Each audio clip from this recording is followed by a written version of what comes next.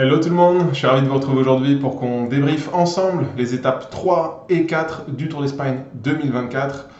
Hier, l'étape 3, une étape pour sprinter qui était attendue, bien que c'était une étape accidentée. C'est un sprint qu'on attendait et c'est ce qui s'est passé. Avant de venir au sprint, petite échappée, 2 4 coureurs, 2 Euskaltel, 2 Quint Pharma. Les deux équipes invitées qui font le spectacle en tête de course, merci à eux. Ils se font bouffer, bon, ça c'est le coup classique qu'on attend comme à chaque fois sur ce type de parcours. Un sprint a donc lieu et on a le duel attendu entre Caden-Groves et Wout van Aert qui se joue, cette fois lancé par un Alpecin. Caden-Groves et Wout van Aert ont lancé leur sprint en même temps. Ils ont chacun débordé l'Alpecin d'un côté, Caden-Groves côté barrière, Wout van Aert côté intérieur. Donc, au moment de lancer le sprint, ni l'un ni l'autre n'a pris la roue de son adversaire, donc ça s'est joué à la pédale. Et à ce jeu-là, c'est Wout van Aert qui est venu l'emporter devant Caden-Groves. Je vous avoue que c'était attendu, effectivement, sur l'étape de dimanche, on avait vu que Van Aert avait de très grosses cannes, qu'il avait été très fort et que Caden-Groves avait pu déborder Wout van Aert dans les derniers mètres, parce qu'aussi il avait profité de la roue de Van Aert. Là, ça a été différent, chacun a lancé de son côté. Et sur ce faux plat, parce qu'encore une fois, sa montée c'était difficile, et bien Van Aert a plus de puissance, dégage plus de watts que Caden-Groves, et vient donc s'imposer. Première victoire de Van Aert sur le Tour d'Espagne, c'est aussi sa première participation. Ceci explique cela. Voilà, ça fait plaisir de voir Van Aert s'imposer dans ces conditions. Il était très heureux, forcément, déçu dimanche. Heureux hier, je suis très content pour lui. Il revient de loin, 2 années difficiles. La première sur ce Tour d'Espagne, je pense qu'il y en aura d'autres. Ce coureur ne va pas se satisfaire d'une seule étape et il ira en chercher d'autres dans les jours à venir. Il y a beaucoup d'étapes qui lui conviendra. Comme je vous le disais en préambule de cette Vuelta, voir Van Aert quitter la Vuelta à Madrid avec 4 ou 5 victoires, pour moi ce serait la norme absolue, tant le coureur est en forme et tant le parcours lui convient extrêmement bien, en l'occurrence sur cette édition du Tour d'Espagne 2024. Au classement de l'étape, si je m'arrête légèrement dessus, Van Aert l'emporte devant Caden-Groves.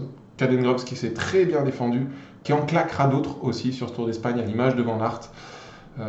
Et ce peut-être déjà dès demain, mais j'y reviendrai après. On peut noter la très bonne 3e place d'Aberasturi, le coureur d'Euskaltel. Je crois qu'il avait fait 7e dimanche, 3e hier. Il aime bien les sprints comme ça où ça se passe un petit peu en force. Il sait très bien se placer, le coureur. Il s'autogère de façon extraordinaire. Trouve bien les ouvertures. Voilà, je doute malgré tout qu'il puisse en claquer une d'ici la fin du Tour d'Espagne, mais prendre des placettes comme ça, c'est très intéressant pour l'équipe invitée qui est Euskaltel-Euskadi. Voilà. Pavel Bittner, qui est un petit peu notre 3e homme du sprint au départ de ce Tour d'Espagne, ne termine que 5e. Malgré tout, à son âge, ça reste bien. Il doit faire dans 5 ou 6 déjà dimanche. Hier, il nous fait 5, pardon. C'est bien, je pense que l'étape de demain conviendra mieux à Bittner que les étapes de dimanche et d'hier. Brian Cocard, premier français, 8e, voilà. Je ne m'étale pas plus, le classement général n'a pas bougé, pas d'écart entre les favoris. On peut donc passer à l'étape du jour, une étape qui était très attendue, la première étape où les favoris allaient se disputer et la victoire d'étape et déjà se grappiller entre eux les secondes pour le classement général. Et bien on n'a pas été déçus, une première échappée de 5 coureurs, dont Bruno Armirail, le coureur de Decathlon AG2R. Tout s'est joué un petit peu dans la dernière ascension. Semi-surprise de voir Van Aert lâcher très tôt, à 12 km de l'arrivée, alors qu'on n'avait pas encore entamé les pourcentages difficiles. Preuve en est, certainement, je pense que Van Aert garde des forces, évidemment, pour la suite de la Vuelta. Il ne cherche pas à lutter pour garder son maillot rouge, il n'est pas dans cette logique-là. Lui, le général, il s'en fout, il a déjà porté le maillot rouge pendant 2 jours. Et donc, il se concentre maintenant sur les victoires d'étape. C'est très bien, il faut garder du jus, il aura une chance déjà dès demain. J'y reviendrai après par rapport à ça. L'étape s'est vraiment décantée à 5 km. Lorsqu'on est arrivé dans les pourcentages très difficiles du Pico Bilhuercas, monté en 2 parties. Une première partie plutôt facile avec des pourcentages moyens autour de 4-6%. Et lorsqu'on arrive à 5 km du sommet, là on a une portion de 5 à 2 km qui est extrêmement dure.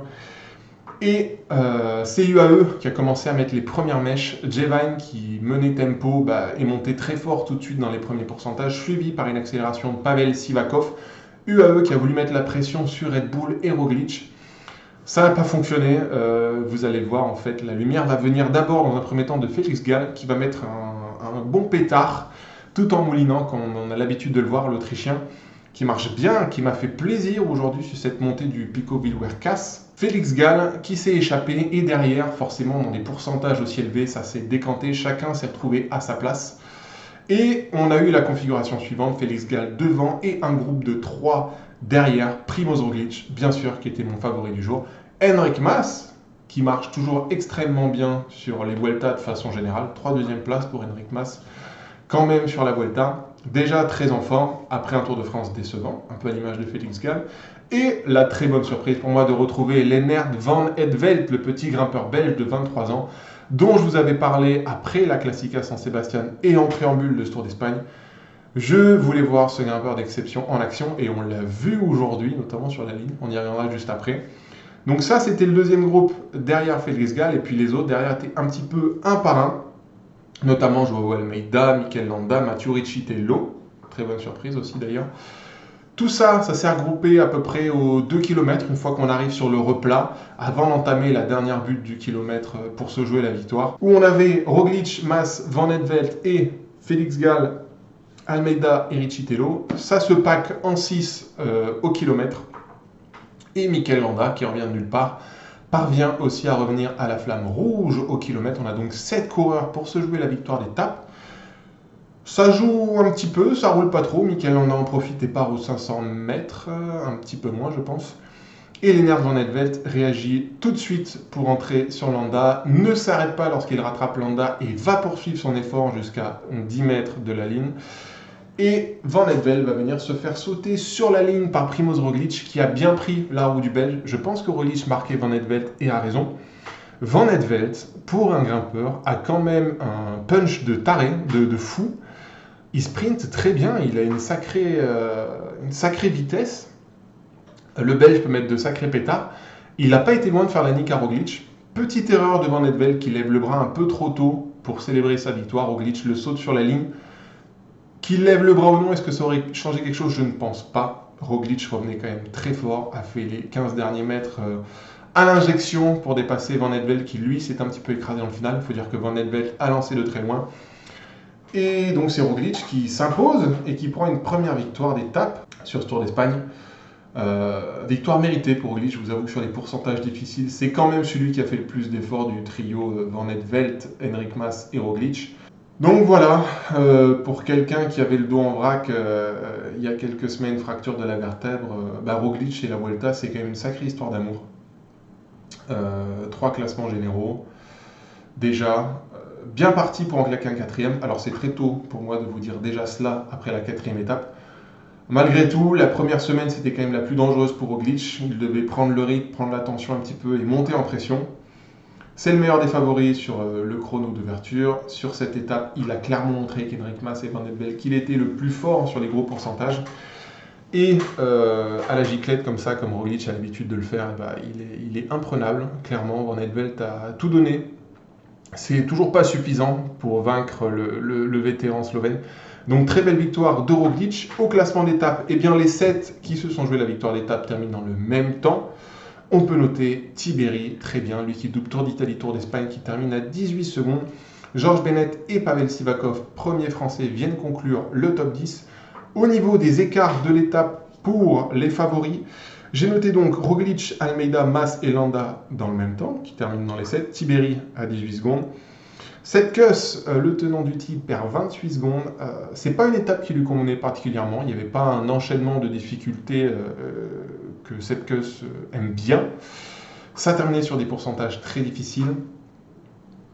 Je pense que Sepkus va monter en pression au fur et à mesure de la Vuelta. Maintenant, il a déjà plus d'une minute dans les carreaux général, on le verra après. Donc voilà, ça va être très dur pour Sepkus pour faire le doublé après sa victoire en 2023. Voilà, pour l'instant, il faut s'accrocher, attendre que les étapes passent, et puis je suis convaincu que l'Américain va monter de niveau progressivement, et pourquoi ne pas aller claquer quelques étapes en dernière semaine. Vu le niveau des grimpeurs, je ne suis pas trop inquiet. Vlasov, coéquipier de Roglic, qui a très bien travaillé dans les pourcentages difficiles pour contrer un peu les différentes offensives du UAE. En soutien de Roglic, il a été très à son aise, je trouve, donc c'est très rassurant. Red Bull est très fort, peut-être davantage qu'UAE. Vlasov termine à 38 secondes. David Gaudu, deuxième français de l'étape, à 40 secondes. Skelmose, petite déception de la journée, 43 secondes. C'est beaucoup pour Skelmose. Je trouve que la dernière montée lui convenait bien. Il aurait dû être avec les 7-8 pour se jouer la victoire d'étape. Petit manque de conditions. On va espérer que le Danois va monter en pression. Isaac Del Toro et Carlos Rodriguez, 51 secondes. Del Toro en soutien d'Almeida maintenant. Je pense qu'on a maintenant la hiérarchie dans les équipes où on se posait la question d'un leadership. Roglic chez Red Bull. Almeida pour UAE. Voilà, les autres vont rentrer dans le rang maintenant pour se mettre au service de leur leader. Donc je lisais Del Toro, 51 secondes. Carlos Rodriguez qui double avec le Tour de France. C'est pas mal quand même ce que fait Carlos Rodriguez. Mieux que Thymen Arensman, vous allez le voir. Perd 51 secondes. Carapaz et Adam Yates. Ça a craqué, hein, 1 minute 29 dans les carreaux. Adam Yates va se ranger au service d'Almeida. Richard Carapaz, à l'image du Tour de France, ça commence pas bien. Peut-être paye-t-il ses efforts il y a 5 semaines maintenant sur la 3e semaine du Tour. On verra comment ça tourne pour Richard Carapaz. J'ai envie de vous dire, ça va être qui tout double maintenant. Ou bien Carapaz peut élever son niveau à la manière d'un Tour de France et va donc jouer les victoires d'étape. Ou alors, il est vraiment sur la pente descendante en termes de conditions et l'Équatorien ne va pas cesser du coup de baisser de niveau. Ça, on verra, je pense, milieu de 2e semaine, comment ça se passe pour Richard. Florian Lipovitz, à l'image de Vlasov, va se ranger à un rôle d'équipier pour Primoz Roglic, 1 minute 36 dans les carreaux. Canuche de Brooks, pareil, va se mettre au service de Sepkus des Bourses, 1 minute 38. Thymen Arensman, coéquipier de Carlos Rodriguez, là ça pique, prend 2 minutes 35 dans la vue. Curieusement, j'ai envie de vous dire que je ne suis pas plus inquiet que ça pour Arensman. Il lui est arrivé la même mésaventure au Tour d'Italie, 2e étape du Tour d'Italie. Il avait pris 2 minutes, 3 minutes dans les carreaux déjà avant de finir le Tour d'Italie comme une balle. Peut-être que le Néerlandais a du mal à se mettre en condition en début de tour, qu'il lui faut un peu de kilométrage et de volume en compétition avant que ça fonctionne. On verra ce que c'est dans la 2e et 3e semaine pour Arensman, mais c'est vrai que là, ça fait mal, ça fait mal. Daniel Felipe Martinez, le 2e du Tour d'Italie, coéquipier de Roglic, lui, est monté en relief, je trouve, 4 minutes 10 dans la vue. Bon, à mon avis, il est évident maintenant que Daniel Felipe Martinez s'est pointé sur le Tour d'Espagne avec l'idée d'accompagner Roglic et peut-être la chance d'aller chercher une victoire d'étape en 3e semaine. Donc lui, je vais le rayer de la liste des favoris, à l'image d'un Lipovitz ou d'un Adam Yates. Et la cartouche du jour, Tao Geoghenaert, coéquipier de Skelmose, qui termine à 7 minutes 40 avec son coéquipier Giulio Ciccone. Geoghenaert qui, bon, clairement ne semble pas vouloir jouer le classement général du Tour d'Espagne. Bon, on va tout jouer sur Skelmose, c'est dommage parce que Skelmose, c'est quand même pas l'assurance tout risque. Ça aurait été bien, je pense, que Geoghenaert joue le jeu du classement général à fond. Peut-être ne se sentait-il pas bien. Mais au passage de la ligne, je ne l'ai pas trouvé du tout en difficulté. Je pense qu'il n'a pas du tout forcé le talent, le Britannique. Donc on verra ce que ça donnera dans les jours à venir. Mais pas de bon signe envoyé, je trouve, pour une équipe qui lui donne quand même beaucoup de confiance. Donc voilà, petit carton jaune pour Tao Geoghenaert. On verra ce que ça donne dès la 2e semaine et même en fin de 1re semaine. Voilà, ça c'était un petit peu pour le débrief des différents favoris que j'avais au départ de ce Tour d'Espagne. Au classement général, Roglic, victoire d'étape, prend le maillot rouge, 8 secondes d'avance sur Almeida. Enric Mas se replace à la 3e place à 32 secondes quand même. Tiberi, très bien, après un excellent Tour d'Italie, 4e du général à 38 secondes. Van Edvelt, 5e à 41 secondes. J'avais dit que ce garçon devrait jouer les victoires d'étape. Il a montré aujourd'hui qu'il peut jouer les victoires d'étape en jouant le classement général, donc let's go Lennert. Il faut continuer sur cette lignée, c'est absolument superbe ce qu'il fait à 23 ans. Félix Gall 6e, McNulty 7e qui recule et qui va cesser de reculer maintenant je pense. Skelmose 8e, Landa 9e, là on est toujours à la minute 58 secondes et Vlasov, coéquipier de Roglic, vient clôturer ce top 10 à 1 minute. Alors Sivakov, premier français, 11e à 1,01 et Gaudu, 15e à 1,24. Voilà pour le classement général au terme de cette étape du jour qui se terminait à Pico Villuercas. Demain, étape plate. Étape plate Fuente del Maestre Séville. Un sprint attendu, pareil, je vous prends les deux noms de ces 2 derniers jours, à savoir Caden Groves et Wout van Aert pour la victoire d'étape. L'échappée n'ira pas au bout demain, je pense. Grande chance pour les sprinters et pour les pure sprinters. En plus de Caden Groves et Van Aert, à l'image de l'étape de dimanche dans mes favoris, je vais rajouter Pavel Bittner, qui je pense le finish lui convient mieux, c'est plat, ça va faire parler les grosses cuisses. Et Bittner sera plus à son avantage demain qu'il ne l'a été hier et dimanche. Donc je repars sur un trio. J'ai quand même envie de vous dire que maintenant que Van Aert a débrouillé le compteur, ça devrait enchaîner. Donc je vois bien une deuxième victoire d'étape à Séville demain pour Van Aert. Et je vous fais aussi le petit préambule de l'étape 6 du Tour d'Espagne de jeudi, parce que je ne pourrai faire de débrief que après-demain. Donc on fera étape 5, étape 6. Et pour l'étape 6, je vous montre le profil. C'est très intéressant comme parcours, tout simplement parce que je ne sais pas vous dire qui peut remporter ce type d'étape. Théoriquement, une étape comme ça, c'est pour les échappés.